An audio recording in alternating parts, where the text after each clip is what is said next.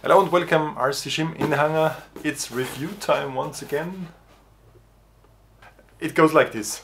Banggood asks YouTubers, hey, make advertisement for us, review one of our wonderful products and try to sell as many as possible of them. Sometimes I have a hard time finding appropriate stuff that is interesting to me. Of course they want me to promote their own brand, the eachine brand, and honestly I don't find a lot of interesting stuff on their budget line. But this is a good exception. I mean, it's a foam, styrofoam but it's a nice way to protect your radio while transporting it. There are a ton of reviews out there, especially I recommend you to watch Gal Kramer's review. I found it nice, but also a lot of other guys reviewed it and many of them liked it enough that this is their daily radio among many. For me, I don't have as many radios. Really back in the days, I think it was 2014, I got the original Taranis X9D. Back then I didn't know what the popular radio this would be.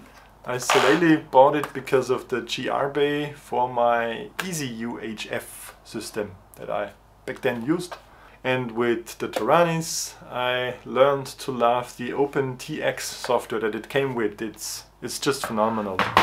I started with Grobner and then moved to Futaba, and those are very good radios, quite expensive radios, but they have a certain way in their software forcing you into stuff. And with OpenTX, I don't have to tell you this probably, with OpenTX you can modify so much and customize the radio to an extent which is amazing. With this radio here, I switched to EdgeTX. Switch warning. Why did I do this? You just saw that I just clicked the display, and but I didn't know when I chose this radio that it has a touch screen. And the touch screen only works if you install EdgeTX, which is not too hard. Does everything that OpenTX does, and it's more recent. For example, the USB driver to control your simulator on the PC, to act as a game controller. This USB link seems to be faster, has lower latency. For me, really the display was the reason. This display is nice and bright and huge, and it's a touch screen, and you can have all your telemetry in large letters. You can run Lua scripts there or whatnot. So there's a lot of potential in the screen alone. The quality of the radio feels very solid. It's quite heavy, but in the inside the little screws and springs, the other quality fell apart literally a bit. These are the gimbal sticks, springs. But just looking at that, you know which screw from the front you have to loosen or tighten to adjust the spring tension, vertical and horizontal. And this is the resistance of the whole gimbal, which just presses against this thing here. I had to move from mode 1 to mode 2. I had to remove this spring. Normally you would just disable the spring by screwing.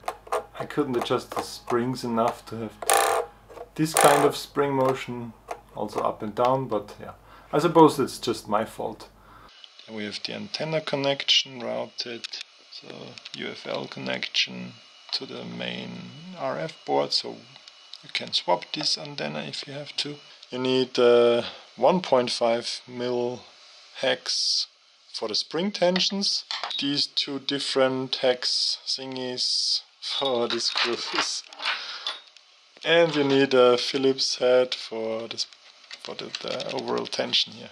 On the back plate we have the larger speaker and cables, which this one cable attaches to here and the other one goes there. So it's a split Y cable. I swear, I just wanted to insert this SD card again. I might need to open up the radio now. An SD card down there, USB-C, and you have two UART ports that you can do stuff with, I don't know what. The USB-C charging port down there. So it's only for charging now. Up on top you have the USB-C port and the trainer port. It's this 6-position button controller type. It's nice if you want to use different flight modes, for example, or something like this. So that's a really cool idea of them. It's not an idea of eachine. Yeah, in general, this is one-to-one copy of the jumper TX16s. I got the same internal components. Some of the reviewers found this copy of eachine actually to be better than the original jumper TX16. Like RCSchim literally titled his video this way. That's one of the advantages of the huge screen. You can even have nice images for your models. But if you make too many of them, or if the pictures are too large, like loading the models takes way too much time. 1, 2, yeah, it's 2 seconds for all my planes. I like the big fat handle. It would be cool if it is, I'll move it away. In the back you have the JR, a standard JR bay for things like the TBS module, or up to date the ELRS module that are out now. If you compare those two radios, this screen here is obviously much larger, but also like the control interface, the little this scroll wheel here, the buttons, everything is way more refined compared to the old way of these 3 and 3 buttons here on the Tyrannis. The power bay in the back is nicely thought out. It's really large. It's 9.5 centimeters, 5.4, with roughly 1.5 centimeters in depth. You can easily have, I mean, to supply this cage, but not the batteries, the 18650 batteries.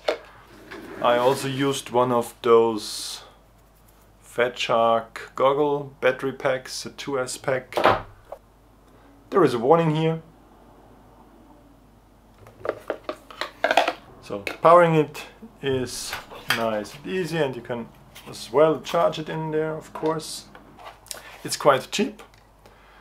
Although I have to say, over the winter season it was like only $140, now it's $190, but they sent me also a little coupon code which is $19 off, then it's a bit cheaper.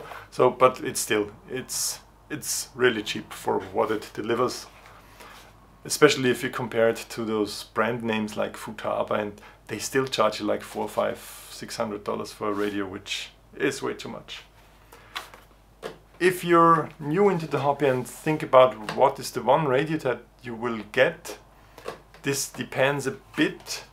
If you like me and want the optimal size, backpackability, then go with a smaller radio, because the radio is nice and small to be packed with some tools, and the convenience factor is really high in the Tango 2, whereas this needs a proper and bigger backpack. But if you're the guy that drives with the car to the flight field and has huge planes and stuff like this, then for sure something like this is more appropriate. So to sum it up, I would definitely recommend move to EdgeTX right away, as I did, because it gives you more features, namely the touchy touch screen, which is very nice, and also the faster USB port. I will try out next if drone simulators feel more real life with lower latency. If this is the case, oh, that would be awesome. If you choose to buy this from the link that I supply down below, it will not give me affiliate money. I don't use an affiliate system. It will help my Banggood contact. She will be happy and will maybe send me more stuff in the future, so it helps me indirectly. If you directly want to support my channel, check out my Patreon page. I post behind the scenes or early access content there.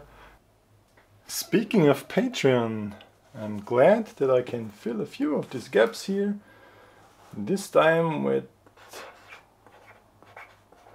June Runner.